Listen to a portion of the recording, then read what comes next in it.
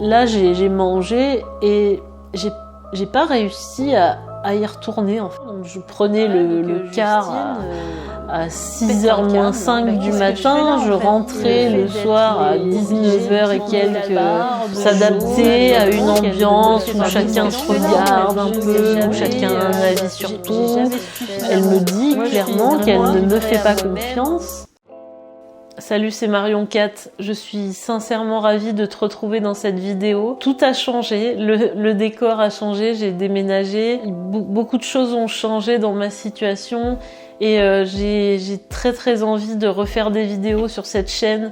J'ai besoin de te raconter mon burn-out, toutes les étapes qui m'ont conduit à en arriver à la situation dans laquelle je suis. J'espère que la vidéo t'intéressera et que tu pourras y trouver des éléments pour ta vie à toi. Il y a 2 ans, presque jour pour jour, je prenais un emploi salarié. C'était le 11 septembre 2023, déjà quel mauvais présage. Ça faisait déjà plusieurs mois à cette époque-là que je cherchais un emploi, j'étais vraiment focalisée sur cette recherche parce que je gagnais pas très bien ma vie avec mon business, parce que je faisais aussi rien pour gagner ma vie.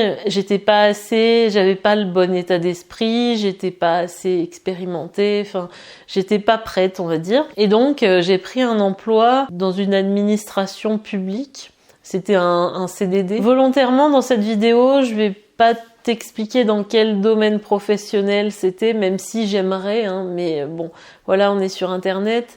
Je vais pas te dire non plus dans quelle région, je vais pas te donner le nom de mon employeur, le nom de mes collègues. Si je cite des personnes, toutes les personnes que je cite, ce sera des noms d'emprunt. Donc je suis rentrée dans un emploi qui était pour moi purement alimentaire, dans lequel j'avais pas spécialement de formation. J'avais juste une petite expérience, comme tu le sais. Moi, je travaillais dans la formation professionnelle et j'avais travaillé un petit peu avec les apprentis. Je cherchais des entreprises pour faire signer des contrats d'apprentissage. À partir de cette expérience-là, on m'a mis sur ce poste.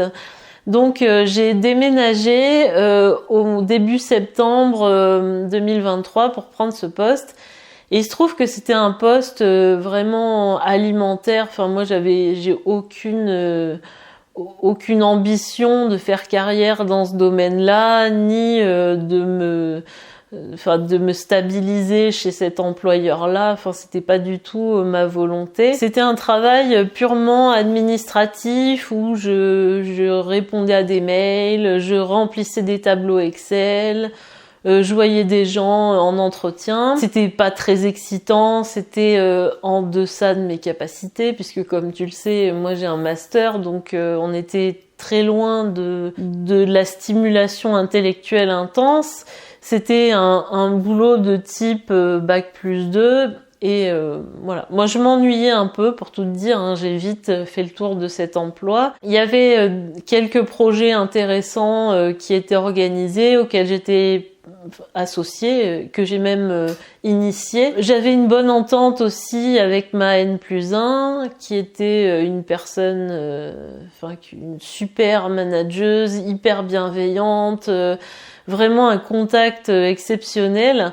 Alors je te refais pas tout l'historique des personnes avec lesquelles je me suis pas entendue parce que ça serait beaucoup trop long, c'est pas le sujet de cette vidéo. Je t'invite à revoir ma vidéo où je t'explique pourquoi j'avais quitté YouTube, où j'en parle un peu plus en détail, mais on va dire que au global, entre septembre 2023, fin novembre 2024, donc quasiment un an, où j'ai eu vraiment des bonnes appréciations dans mon entretien de fin d'année, tout allait bien.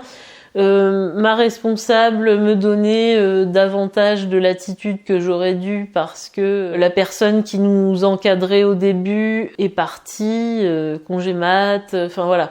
Il y a eu une brèche qui s'est ouverte pour moi où pendant une bonne partie de ce CDD, mais entre janvier et novembre 2024, j'ai eu une période super super bien, quoi. On me donnait des missions qui dépassaient un peu le cadre de mon travail.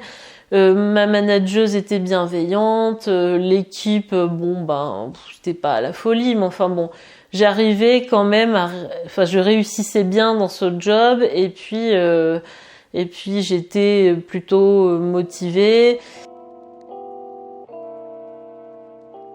Même si tout s'est bien passé pour moi pendant cette première phase de mon travail salarié, c'était quand même une ambiance particulière, hein, parce que il y a beaucoup de femmes dans ce travail, il y a des personnes qui ne sont pas bienveillantes, hein. J'ai pu le constater, beaucoup d'histoires de ragots, une ambiance de bureau que moi j'aimais pas du tout, enfin que j'aimais pas forcément. Et même si quand j'étais que entrepreneur, j'ai parfois un peu souffert de l'isolement social, il fallait vraiment s'adapter à une ambiance où chacun se regarde un peu, où chacun a un avis sur tout. Des personnes qui ont un avis sur les consignes, les ordres qu'on leur demande d'implémenter, qui parfois ne veulent pas les faire. Beaucoup de critiques, tout le monde critique tout le monde. En fait, on est des structures où on est la même structure dans 3 villes différentes. Donc moi, j'avais mes équivalents donc moi, la ville où j'étais, c'était ville 1. La ville 2, c'est la ville où je suis partie après. La ville 3, c'est la ville 3. Voilà. Pour faire simple. Donc moi, dans la ville 1, j'avais une équivalente dans la ville 2 que j'appelle Justine. Et cette Justine, qui n'est pas son vrai prénom, comme tu l'imagines, ne m'appréciait pas, me critiquait énormément, a essayé de me discréditer déjà auprès de plein de personnes avec lesquelles on travaillait, de personnes extérieures à notre structure. Donc déjà, c'était vraiment particulier. Et voilà, au global, moi, je faisais mon travail, mais j'ai déjà été un peu perçue comme quelqu'un d'un peu bizarre, un peu à part. Enfin bref, c'était pas. Moi, je me suis fait aucun ami dans cette structure, et j'étais pas du tout en phase avec les personnes. À midi, je ne mangeais pas avec eux parce que, clairement, on n'a rien à se dire. Ils ont tous la maison, le chien, le pavillon, le labrador, le machin. Puis ils ont des préoccupations de qu'est-ce qu'ils ont acheté sur Amazon, c'est quoi les nouvelles tendances de décoration, de mon mari il a fait ci, oh là là, et ma belle-mère elle est comme ça. Enfin tu vois, c'est tout à fait mon genre, tu vois. Enfin bref. Pas du tout en phase avec moi, pas du tout en phase avec les choses que je veux faire. Puis moi, je déteste raconter ma vie à la pause café. Enfin, c'est vraiment pas du tout mon délire. Voilà.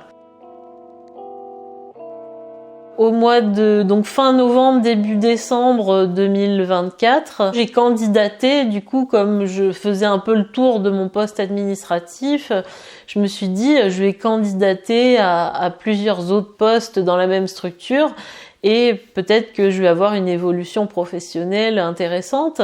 Donc j'ai postulé pour travailler, pour être dans un poste de cadre que j'ai pas obtenu parce que voilà, la personne qui a été recrutée, elle avait ses appuis politiques, machin. Enfin voilà, super bonne ambiance. Et puis j'ai postulé pour être donc du coup responsable mais non hiérarchique dans la ville 3. Donc c'est pareil, la ville 3, j'ai pas été prise parce que voilà, il y avait des personnes à placer avant moi. Et du coup, on m'a proposé de passer responsable dans la ville 2. Donc la ville où il y a la fameuse Justine qui avait le même poste que moi à la base. J'ai dit à ma N+1 et à ma N+2, j'ai dit mais pourquoi pas. Après, moi, je trouve que le défi est intéressant, que je devienne responsable là-bas. Surtout que cette ville 2, c'est une ville où j'ai déjà vécu, c'est la ville où je suis née, où j'ai été au lycée, donc je suis pas perdue. Je connais bien le contexte professionnel, les partenaires, les entreprises et autres. Et donc j'ai dit pourquoi pas, cette Justine ne m'apprécie pas et je doute que je puisse la manager. Enfin, j'ai émis des fortes réserves sur ce plan-là. Et on m'a dit mais non, mais c'est pas comme ça qu'il faut voir les choses. Si on s'en tient à ça, on fait jamais rien et ça va passer. Vous allez repartir sur des bases différentes. Et bon, j'ai dit ok, pourquoi pas. J'ai accepté cette proposition parce que moi j'ai du mal à dire non quand on me propose un nouveau défi, parce que c'était une occasion pour moi de commencer à avoir un poste d'encadrement. C'était la première étape, on va dire, vers un poste de responsable, en sachant aussi que j'avais ma N+1 qui était bienveillante et qui était super, qui allait me tutorer dans ma prise de poste. Donc forcément j'étais enthousiaste de continuer à travailler avec elle. Mais par contre il y avait une grosse contrepartie dans ce deal là, c'est que j'allais devoir faire 1 heure de route le matin et 1 heure de route le soir pour aller sur mon lieu de travail, en sachant qu'avant j'étais plus sur 15-20 minutes en voiture dans les bouchons, quoi. J'allais passer vraiment de 2 km à 80 km matin et soir. On m'a dit, vous commencez le 1er décembre et au 1er mars, vous signez votre contrat et c'est bon. Après, vous déménagerez si vous le souhaitez, mais après, ça sera sûr qu'on vous garde sur le poste. Bon, j'ai dit ok, pas de souci. C'était un vrai gros sacrifice pour moi déjà de faire ces déplacements tous les jours. Et ce qui s'est passé, c'est que au 1er mars, on m'a dit non, on souhaite pas pour l'instant valider votre contrat, ça sera au 15 mai. Donc j'ai dit ok, pas de souci.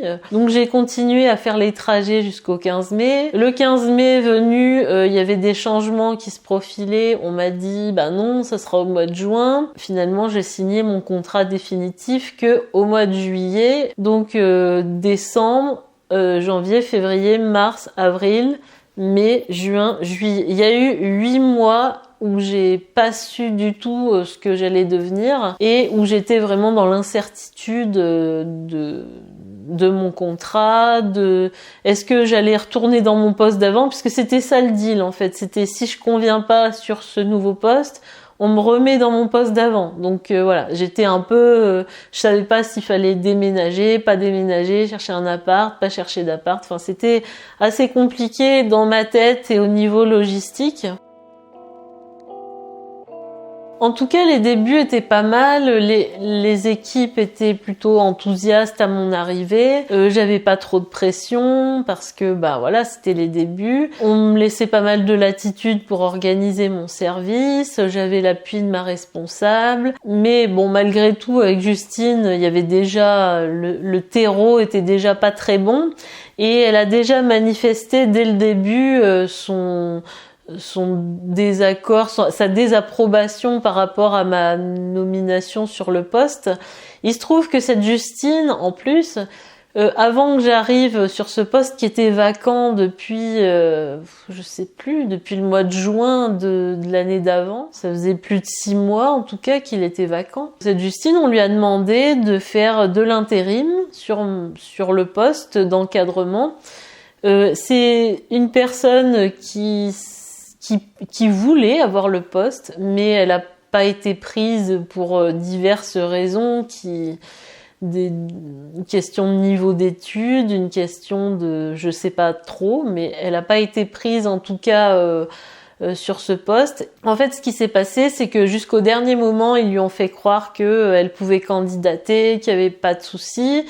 Et après, au dernier moment, au moment où elle était inscrite au jury, ils lui ont dit non, vous passerez pas le jury parce que vous êtes ils ont annulé sa participation. Donc c'était vraiment compliqué et en plus de me voir moi arriver dans ce poste qu'elle estimait être dédié à elle. Voilà, ça lui a vraiment pas plu. Dès le départ, elle a dit que je connaissais rien à ce domaine dans lequel on travaille et que elle attendait quelqu'un qui soit plus expert dans ce domaine-là. Enfin bref, dès le début, ça a été conflictuel. Dès le début, elle ne me respectait pas en tant que responsable. Je l'ai recadrée plusieurs fois. Moi et ma responsable, on l'a recadrée. Mais enfin bon, on restait dans des proportions plutôt raisonnables, on va dire.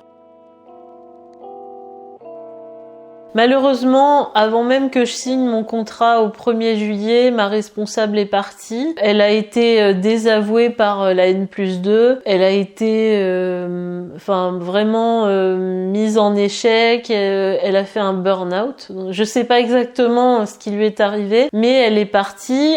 Pendant une période, j'étais obligée de la remplacer. On savait pas du tout ce qu'il allait advenir de son poste. On savait pas si elle allait revenir ou pas. Moi, j'étais très déstabilisée parce que ça s'est mal fini, parce que on lui a enlevé une partie de ses responsabilités avant qu'elle parte, parce que je l'ai sentie désinvestie et que je l'appréciais beaucoup. Et voilà, moi je me suis sentie vraiment mal par rapport au fait qu'elle s'en aille. L'organisation a décidé d'enlever son poste, carrément de le supprimer, et de nous donner, donc à moi et aux 2 autres mêmes structures dans les 2 autres villes que je vous expliquais tout à l'heure, de nous donner la responsabilité hiérarchique. Donc je suis devenue responsable d'une équipe qui est passée de 5 à 7 personnes. Il se trouve que le changement a été plutôt compliqué parce que c'est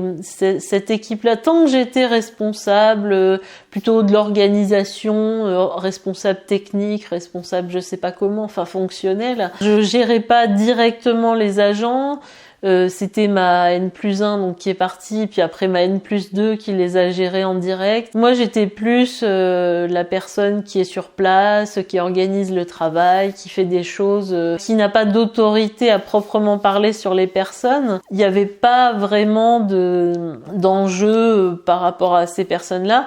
Il se trouve que dans toute cette équipe, il y a des éléments qui sont fonctionnaires, qui sont là depuis longtemps, qui ont des idées bien arrêtées sur le travail, les acquis sociaux, des personnes qui sont syndiquées, militantes. Enfin voilà, il y a un état d'esprit où ces personnes-là ont été livrées à elles-mêmes, entre guillemets, depuis que l'ancienne responsable était partie au mois de juin.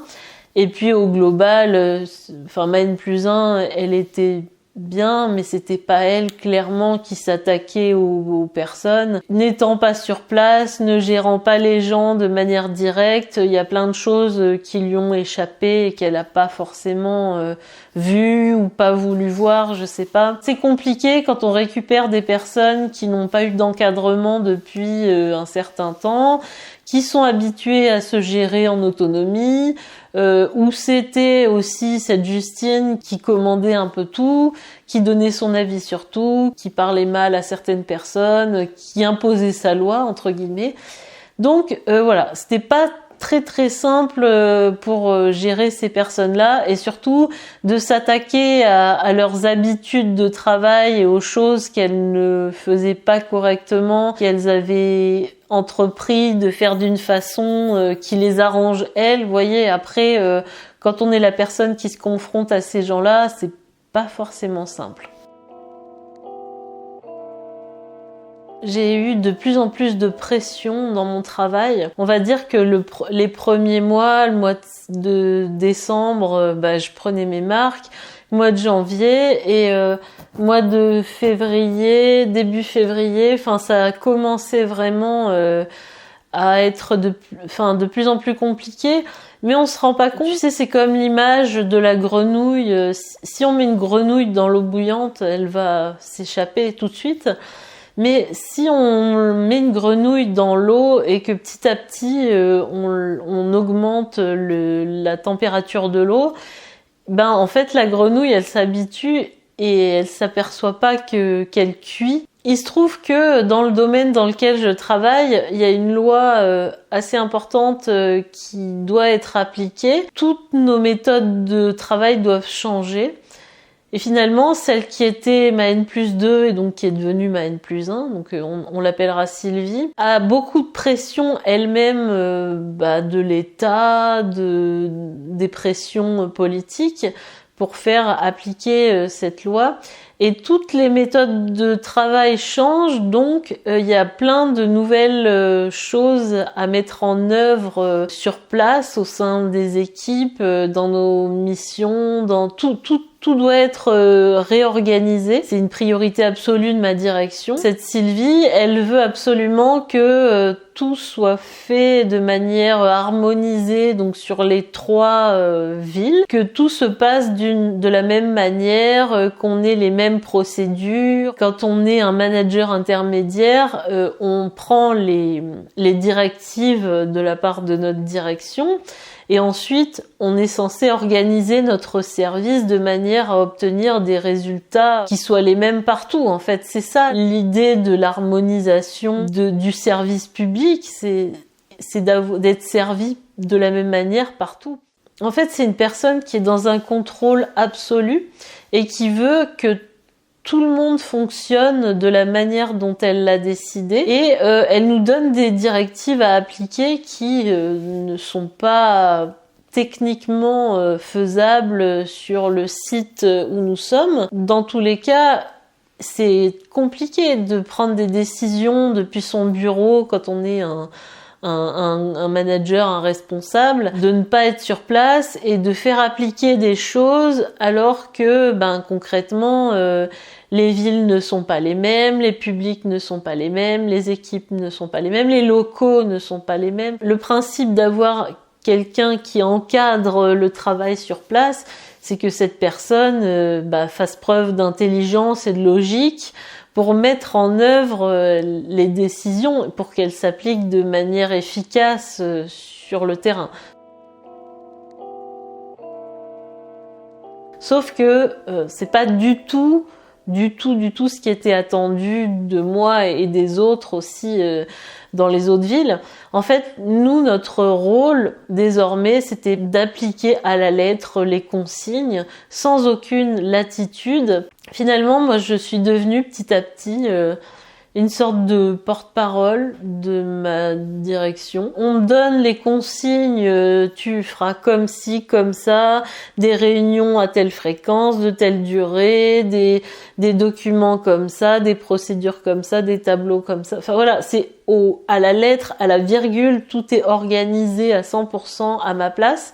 À aucun moment je participe à la réflexion, à aucun moment moi et les autres responsables on est inclus dans toutes ces décisions qui sont prises, dans tout le déroulement. Alors je sais pas si c'est que ça doit être comme ça parce que les exigences légales font que ça doit être comme ça. On pourrait nous donner une certaine latitude, mais il y a de telles pressions de l'État, des politiques, faut absolument que les choses se passent comme Sylvie l'a décidé, voilà. C'est une personne qui est dans un management très directif. Je pense que c'est une personne qui n'a peut-être pas assez confiance en elle pour laisser la latitude aux personnes qu'elle encadre. Nos services, nos organisations, c'est son point de mire, c'est son objectif de l'année. Il faut absolument que la loi soit appliquée, que les choses soient modifiées, que tout soit impeccable dans les rangs, et pour ça elle a une pression énorme et elle nous met une pression énorme aussi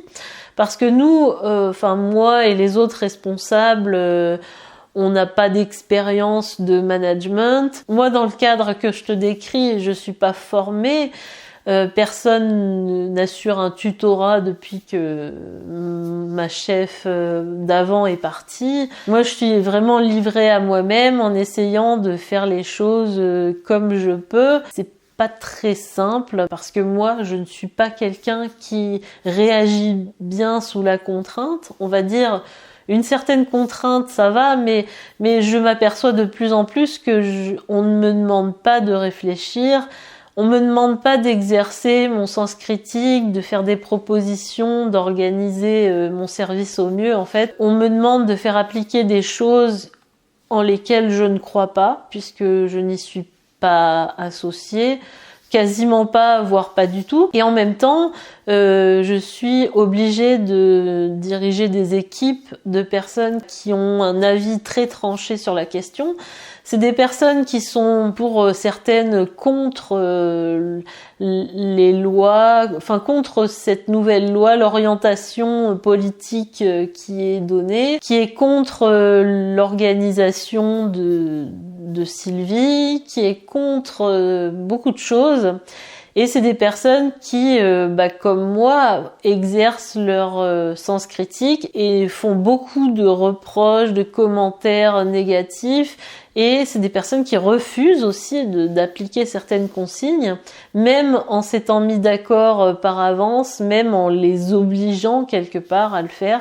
Voilà, les consignes ne sont pas forcément appliquées.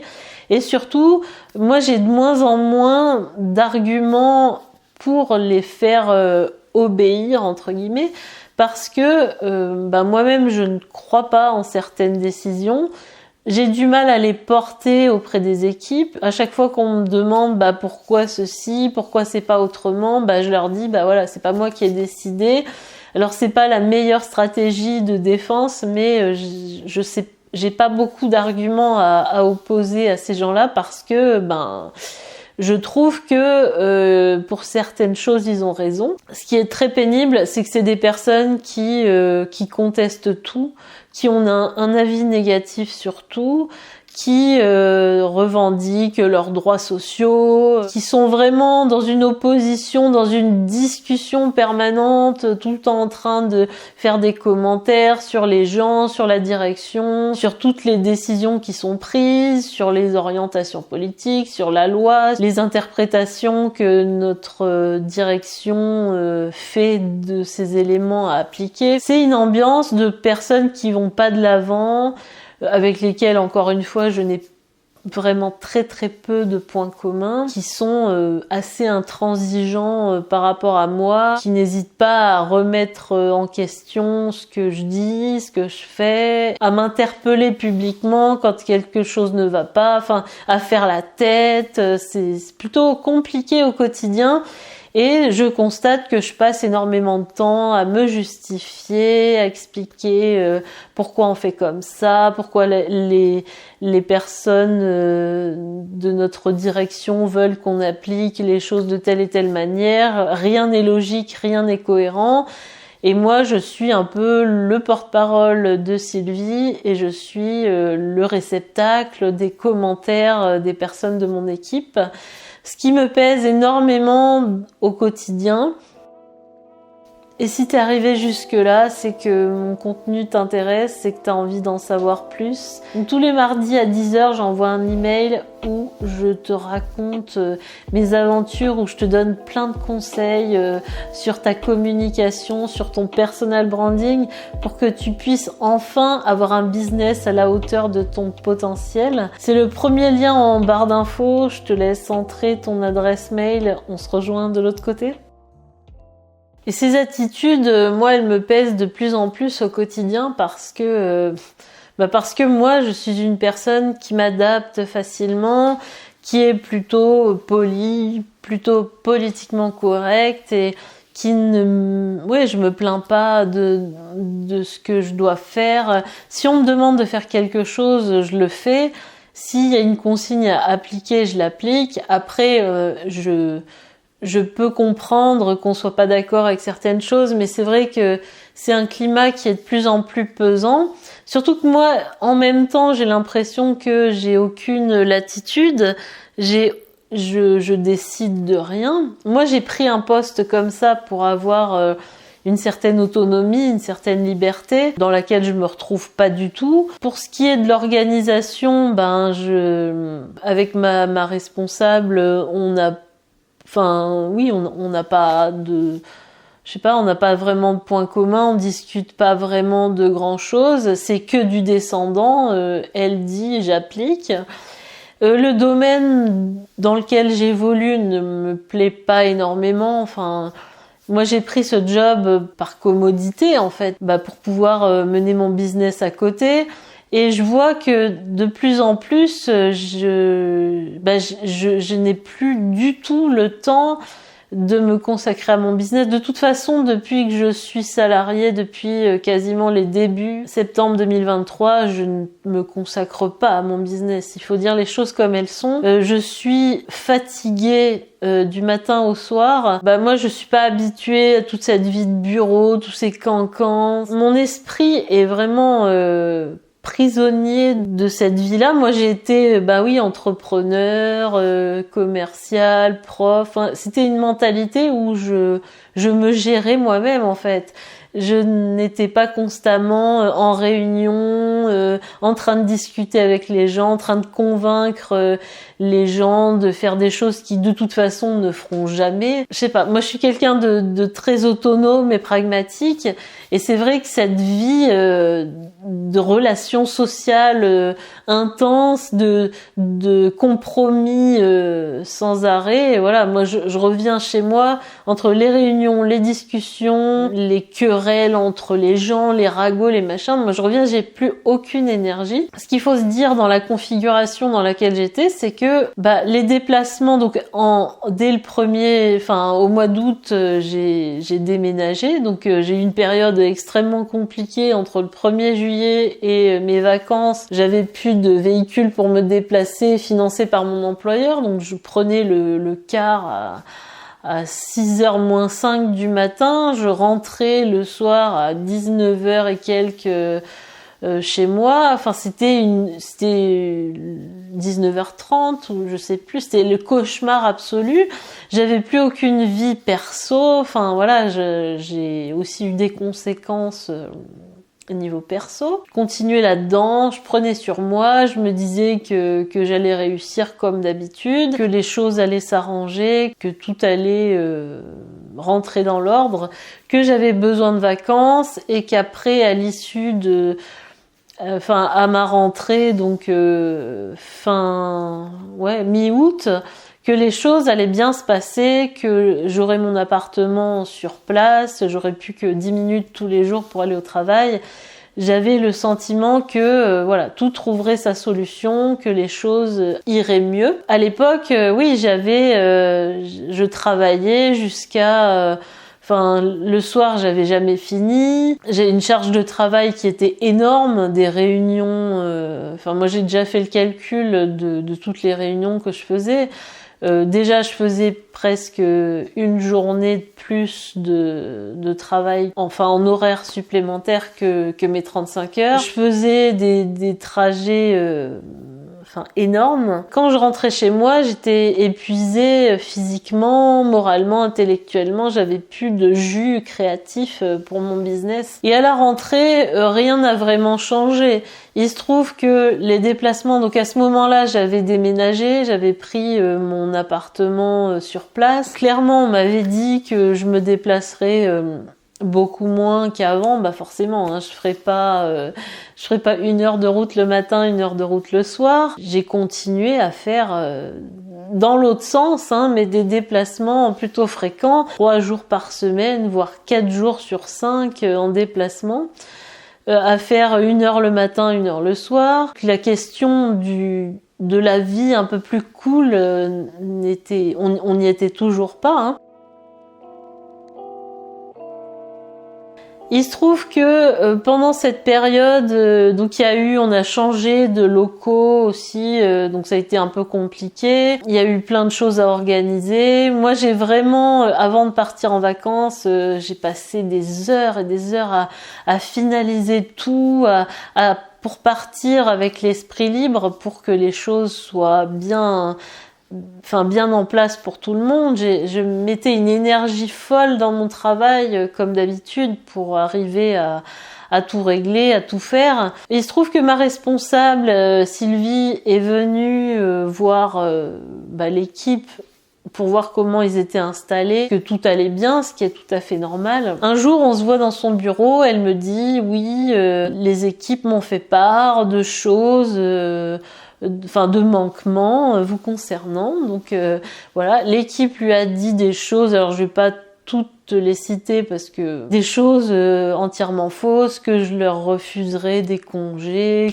plein d'éléments absurdes, que je m'en irais en pleine réunion, que je les abandonne en pleine réunion, des trucs mais d'une stupidité confondante vraiment, que je les aurais empêchés d'utiliser des véhicules d'entreprise, des choses comme ça, enfin bref, des choses, je n'arrive pas à comprendre d'où viennent ces choses. Elle en profite pour me reprocher tout un tas de choses que je ferai pas assez vite, que je signerai pas les documents officiels qu'on a à signer chaque semaine assez rapidement, que mon agenda ne serait pas rempli. Le poste que j'occupe, il a un financement européen.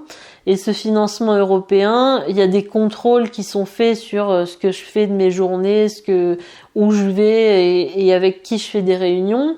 Et donc, alors que mon emploi du temps est certainement l'un des plus complets de tous mes collaborateurs, on me reproche tout un tas que je remplis pas certains documents administratifs, que je prends un temps fou pour signer les choses. Enfin, il y a plein de reproches qui me sont faits. Et donc, moi, je me justifie. Je dis, bah oui, pour tel élément, je ferai davantage attention, je vais m'améliorer. Il y a des éléments que je ne comprends pas. Toutes les ragots, les choses qu'elle prend en compte de cette équipe, vous voyez, ça met une super ambiance. Quand on vous dit que les gens de votre équipe rapportent tout un tas de choses sur vous et que votre N+1 les croit eux et pas vous. Enfin bon, il y a un moment, moi j'étais assez déçue de cette entrevue. Elle me dit clairement qu'elle ne me fait pas confiance, ce qui est extrêmement grave. Et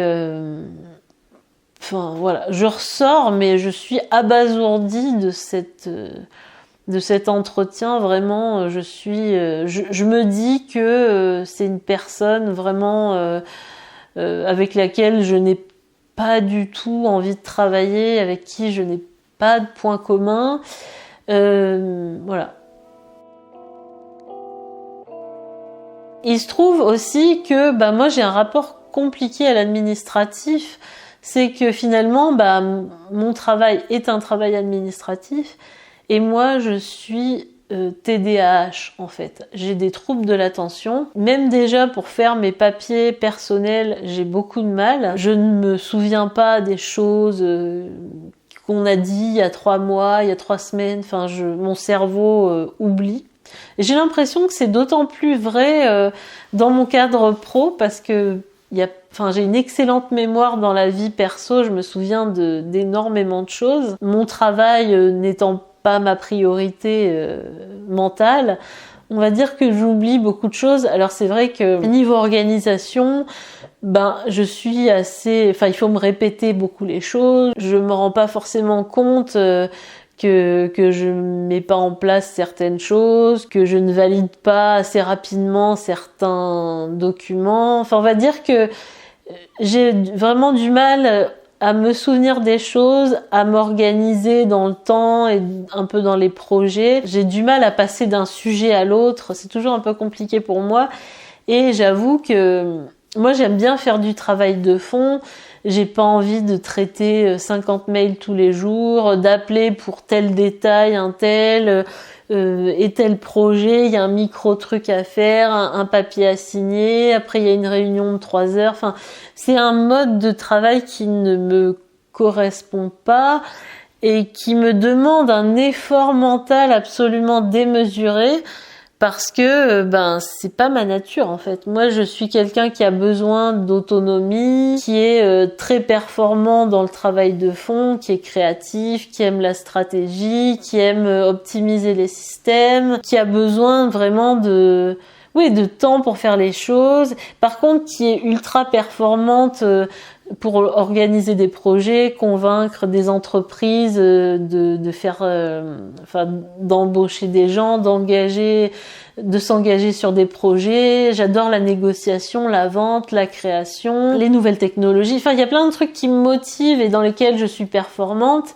mais clairement l'administratif, me souvenir des choses et traiter rapidement plein de dossiers qui partent sur plein de sujets totalement différents, bah clairement c'est pas ce qui m'intéresse et c'est pas le domaine dans lequel je suis la plus performante. Les gens se demandent si je m'en fous, si je suis tête en l'air, parce qu'il y a plein de choses du coup que je dis que je vais faire et que je ne fais pas parce que j'oublie, parce que je pars sur d'autres choses, j'ai du mal à prioriser, enfin voilà.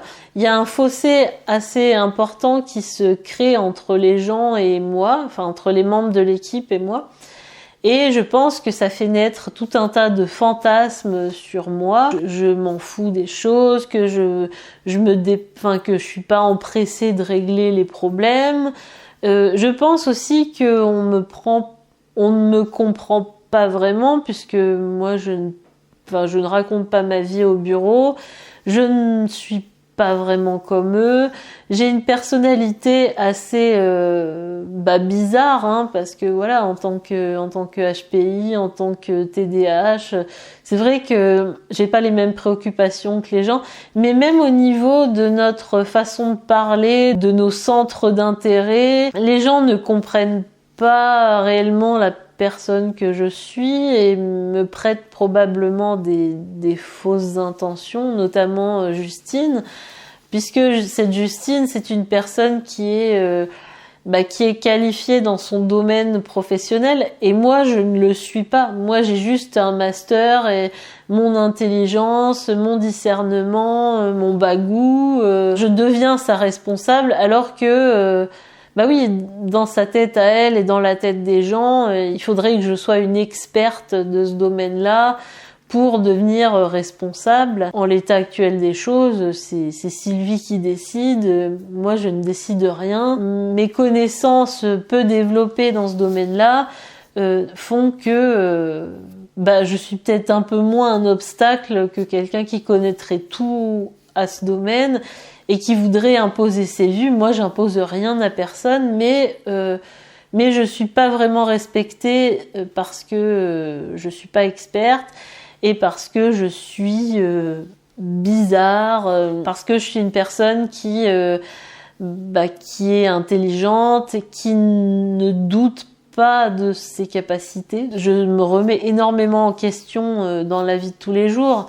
Mais là, oui, moi je sais que je suis en capacité d'être dans ce poste et de bien faire les choses et je me donne à fond dans ce que je fais. Mais je sais pas, je crée un malaise chez les gens parce que je suis je suis intelligente, je sais parler, je sais mener une discussion. En même temps, je suis sur un poste où j'ai pas du tout de connaissances en la matière. Ça surprend, ça étonne. Le fait que j'ai pas du tout le même état d'esprit que j'ai fait des études qui n'ont rien à voir. Même dans mon humour, mon langage, je ne corresponds pas à leurs standards et quelque part, tant mieux parce que oui, on vit dans deux mondes très séparés, quoi. Et alors que le travail me pèse de plus en plus, je me sens de plus en plus fatiguée, physiquement, moralement, il y a un événement qui me fait perdre le fil, en fait. Un jour, dans une réunion où il y a tous les membres de notre structure, donc les fameuses 7 personnes plus moi. Donc on parle de choses, d'opérationnel, de choses diverses et variées. Il y a pas mal de tensions au sein de l'équipe parce que il y a des choses qu'on leur impose de faire qu'on n'impose pas dans les 2 autres villes dont je vous ai parlé au début. Parce qu'il y a des accords qui ont été trouvés au niveau de la direction. Enfin bref, on est en plein dans cette tension-là puisque les personnes doivent faire des permanences à l'accueil du bâtiment où on est. Et donc je demande, puisque c'était la première la première semaine où ces accueils se faisaient, je demande comment ça s'est passé. Enfin, je demande de faire un retour un peu à l'équipe de la manière dont ça s'est déroulé, comme je le fais habituellement pour tous les sujets. Voilà, on échange beaucoup sur les différents éléments. Et donc la personne qui a fait l'accueil dit qu'il y a rien qui va, comme d'habitude, que rien n'est bien, se plaint de A à Z, de bout en bout sur le sujet. À ce moment-là, donc Justine pète un câble et dit que de toute façon y a rien qui va, que j'étais nulle sur mon poste, qu'il y a rien qui allait, qu'il fallait me répéter les choses 50 fois, que ça va plus, qu'avant j'étais nulle déjà sur mon ancien poste, que je connaissais rien au domaine dans lequel on travaille et que l'ensemble du personnel se demande bien comment j'ai réussi à avoir ce poste et je lui dis, ah bon, tu es directrice, c'est toi qui décides de l'affectation des gens, et je lui demande de me parler sur un ton correct. Je dis, je veux bien discuter avec toi, mais je voudrais que tu me parles de manière correcte. Et ce à quoi elle me dit qu'elle en a rien à faire de me parler correctement, et qu'elle peut plus me voir, qu'elle en a marre, mais avec vraiment un regard chargé de haine. Enfin vraiment, j'étais un peu, je savais plus quoi répondre à ce moment-là. Moi, j'ai voulu mettre fin à la réunion, j'ai voulu arrêter parce que, pour moi, une limite avait été franchie. C'était une demande que l'équipe avait de se réunir et d'éclaircir les choses qui sont pesantes. Il y a 80% des choses qu'on me reproche à moi qui sont finalement les décisions de Sylvie et de sa direction. J'ai pas réalisé sur le coup. Après on a parlé d'autres choses. J'ai voulu partir, j'ai voulu arrêter la réunion. Il y a une collègue, une des plus virulentes, qui a dit qu'il faut qu'on parle, qu'on arrive à éclaircir les choses.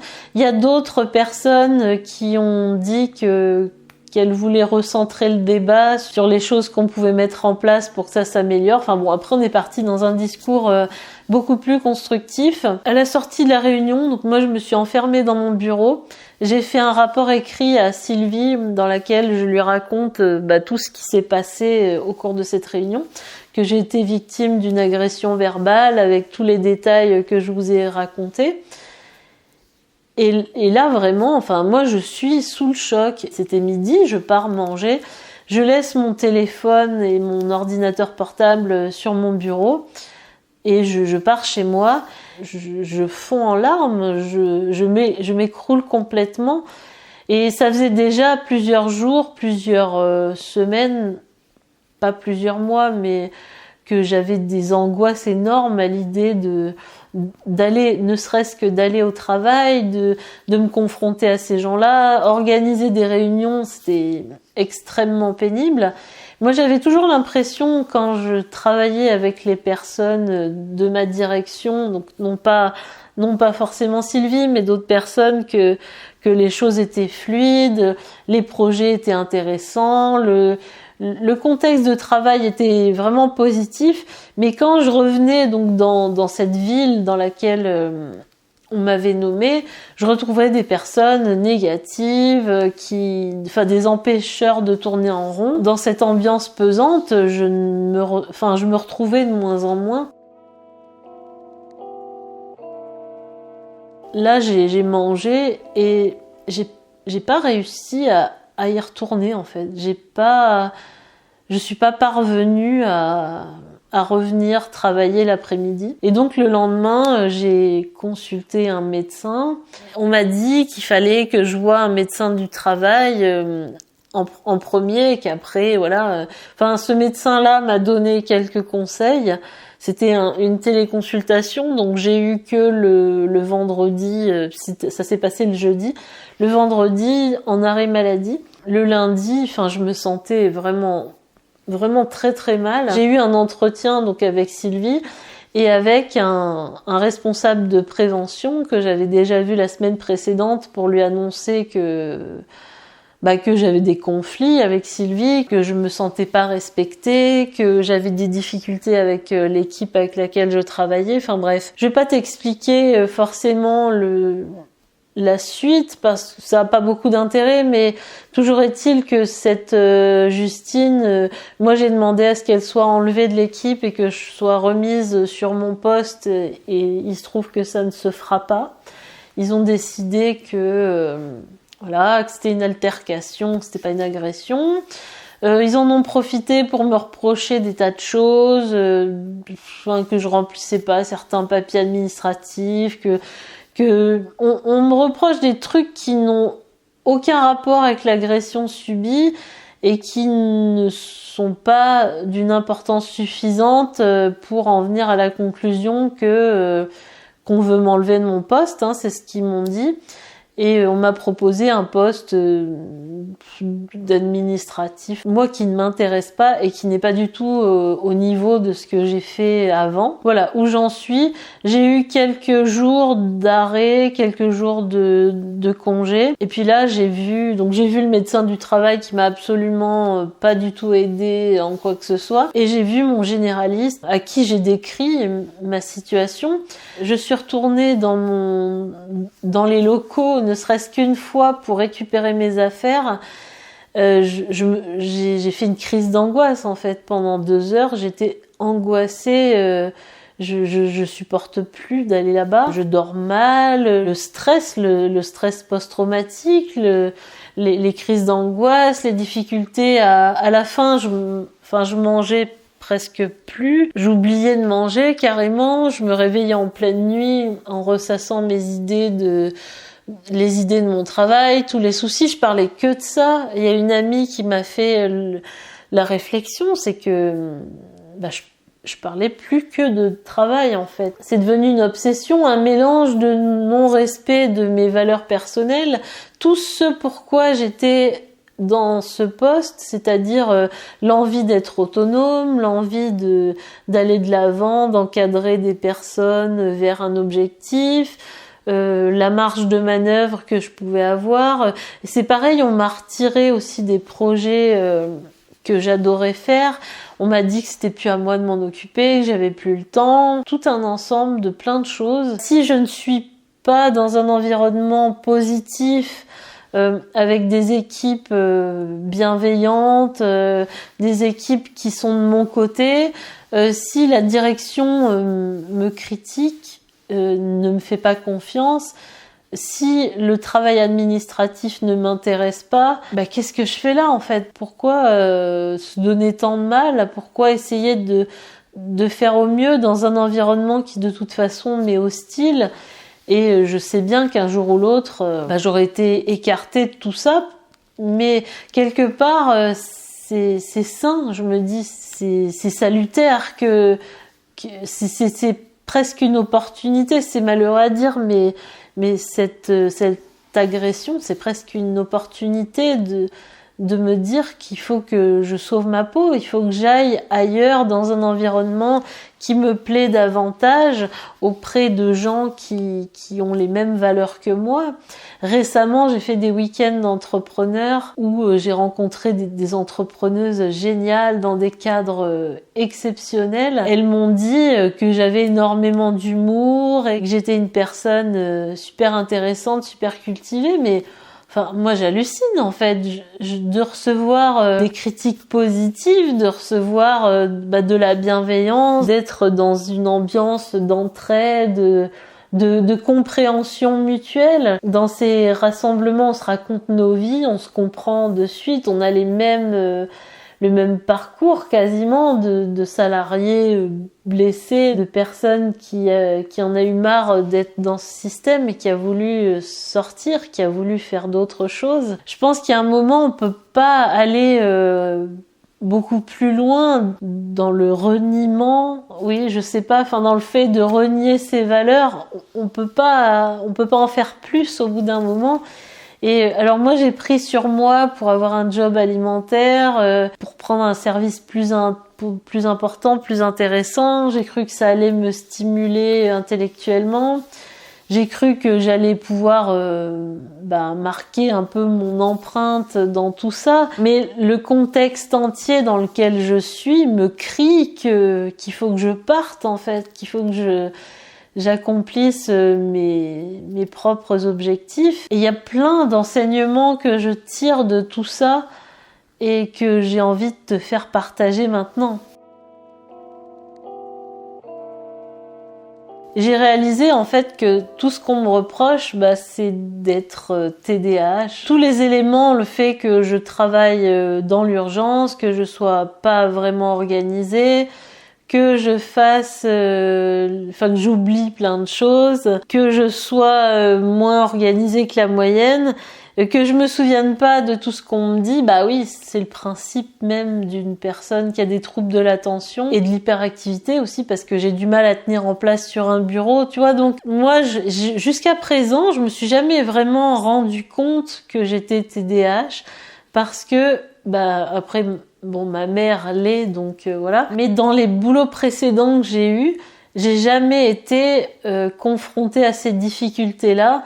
Depuis que je suis dans ce travail administratif, depuis le mois de septembre 2023, je peine en fait énormément, comme j'ai jamais peiné dans ma vie, parce que il faut se souvenir de tout, de toutes les procédures, que un tel a dit fallait faire comme ça, et se souvenir des dossiers, des noms des gens, de ce qu'on a dit, ce qu'on a fait, que avant c'était comme ça, maintenant c'est autrement, et que c'est un enfer quoi.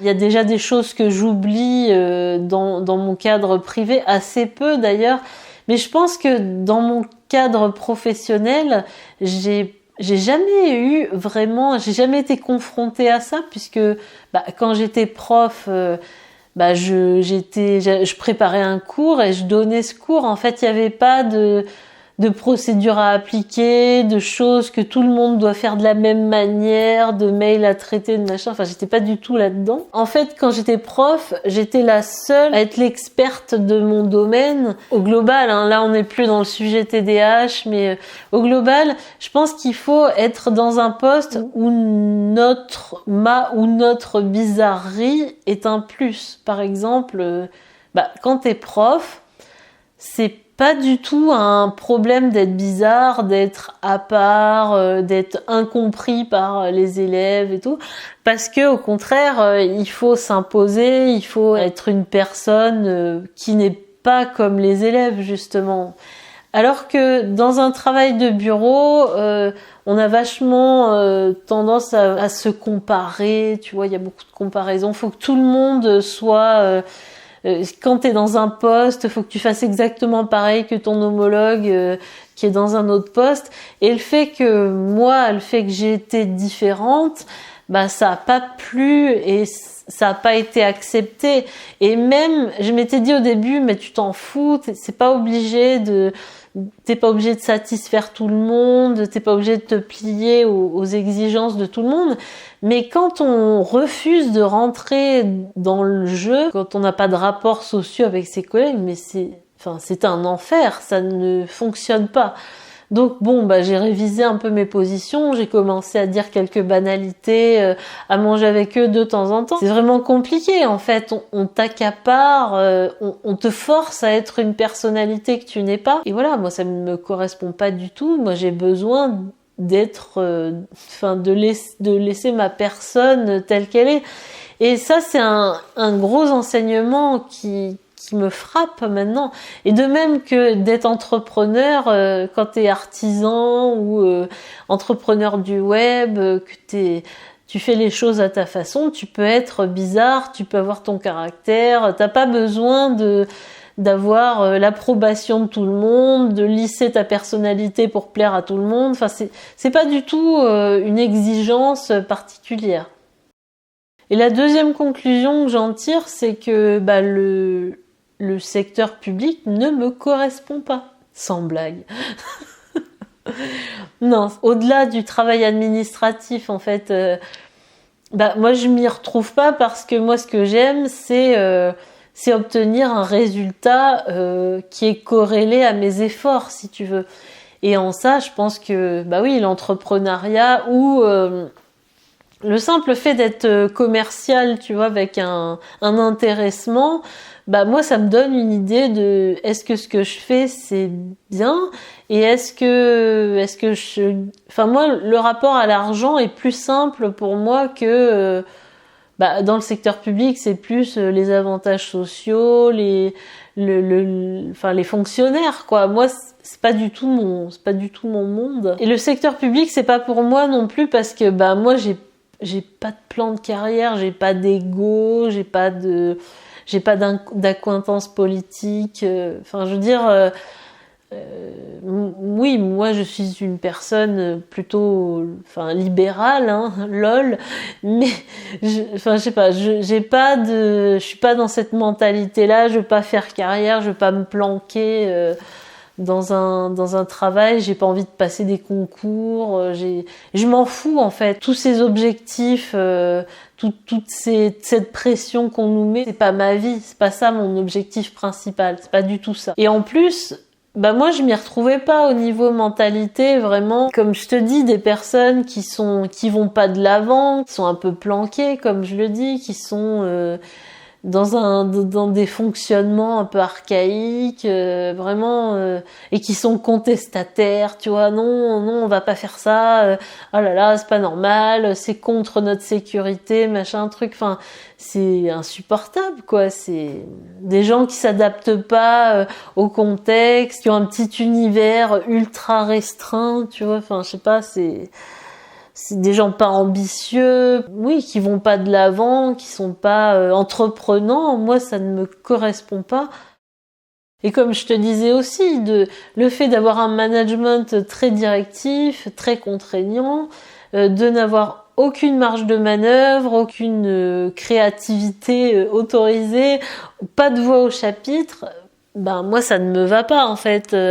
Moi j'ai besoin d'autonomie, j'ai besoin de personnes qui me font confiance, comme l'était mon ancienne responsable, hein. D'ailleurs c'est pour ça qu'elle est partie aussi, je pense, parce qu'elle aussi elle était trop dans un carcan, et le fait d'être obligée de demander l'avis de son responsable, qui lui-même demande à son N+2, qui lui-même demande à son chef de service, son directeur et autres, enfin c'est insupportable en fait. On travaille pas de manière efficace, on n'optimise pas l'intelligence de chacun. On est dans la paperasse quoi, on est vraiment dans un raisonnement qui est pas pragmatique, qui est pas efficace et qui moi ne me convient pas, ni au niveau du travail, ni au niveau des autorisations, des permissions qu'on doit demander à tout le monde. Je me vois pas dans un travail autant structuré, aussi peu efficace, aussi peu innovant et ouais, autant contraignant.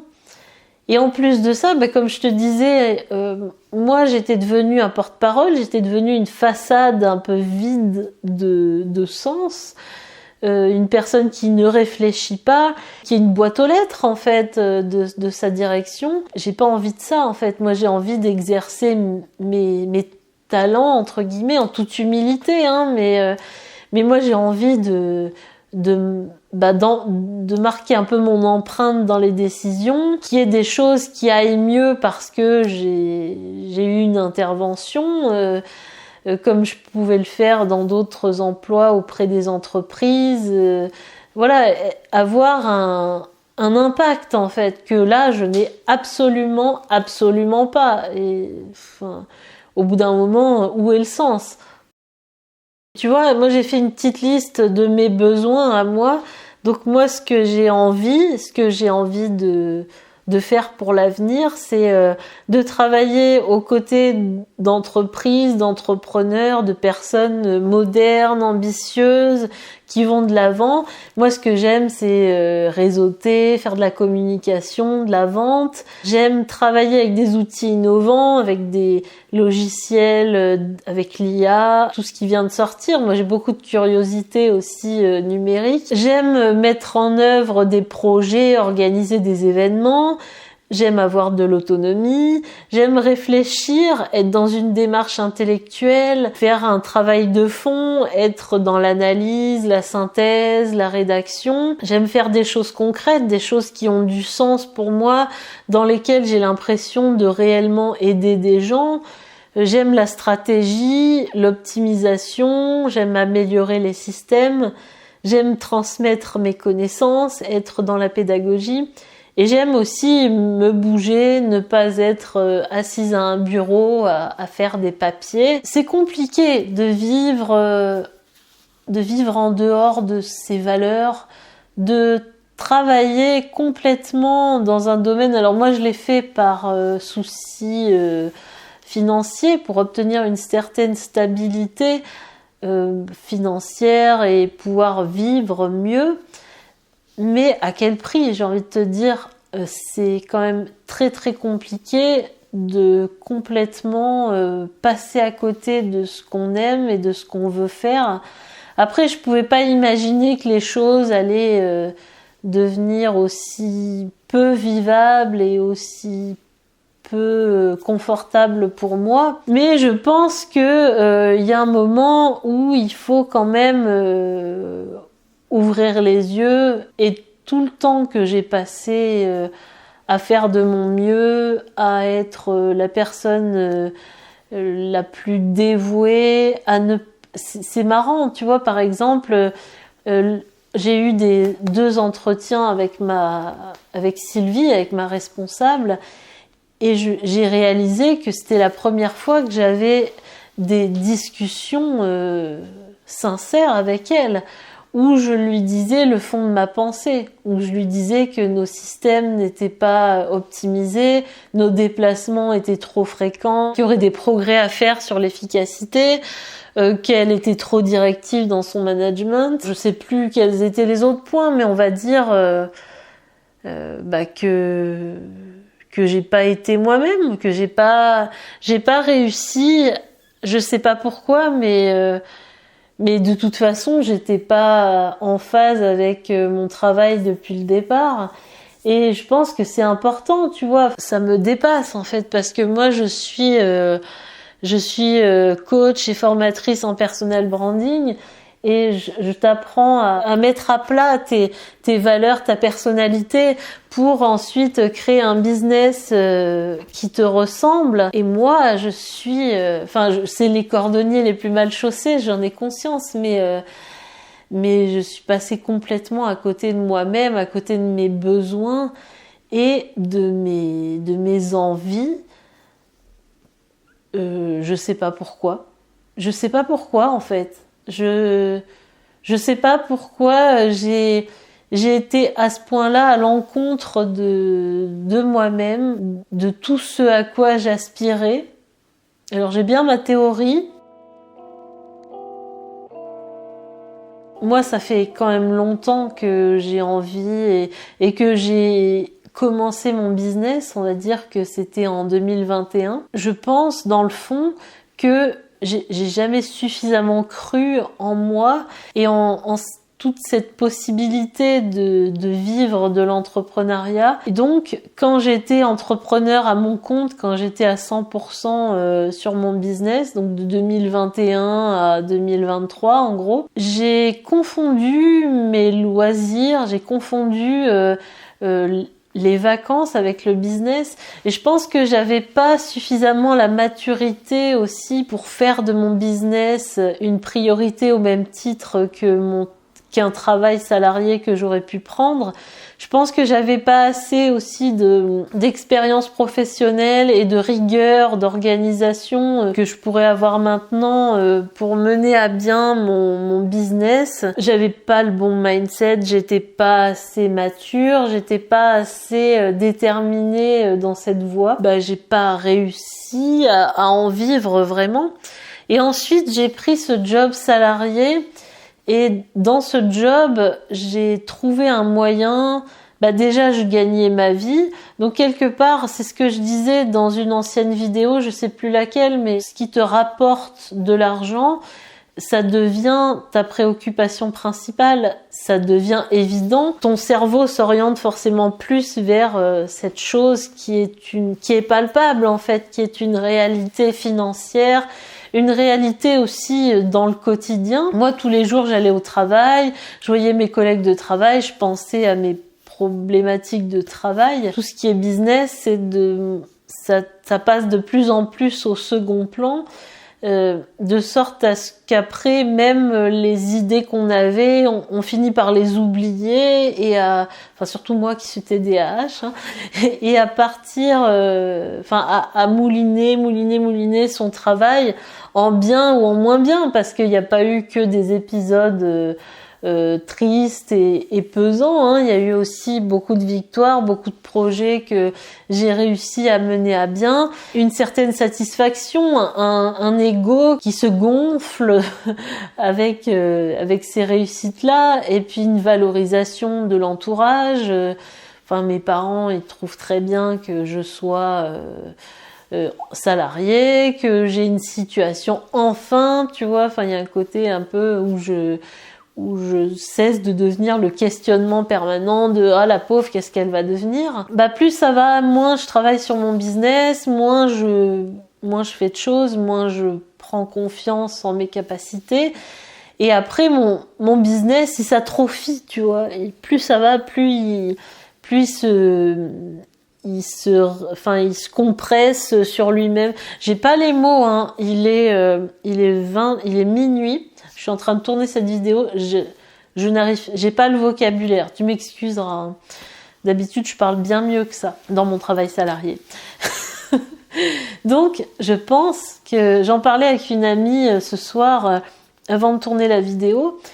Je pense que j'ai manqué de confiance. Et j'ai manqué de confiance en moi pour travailler sur mon business et pour me dire que c'était possible et que je pouvais réussir et que j'allais réussir. Et je me suis cachée, je me suis mis dans ce job qui me plaît pas. Clairement, je me suis forcée à faire ces années dans ce domaine qui ne me plaît pas, d'administratif, d'encadrer des gens que je ne peux pas encadrer, hein, c'est le cas de dire, au sens propre et au figuré. Je me suis cachée. Voilà. Je pense que c'est ça le mot, c'est ça l'image principale qu'il faut garder en tête, c'est que j'ai vécu comme une personnalité dissociée. J'ai pas été moi-même, j'ai pas dit ce que je pensais, j'ai pas fait ce qui me plaisait, j'ai pas osé vraiment me lancer à fond dans ce qui me plaisait,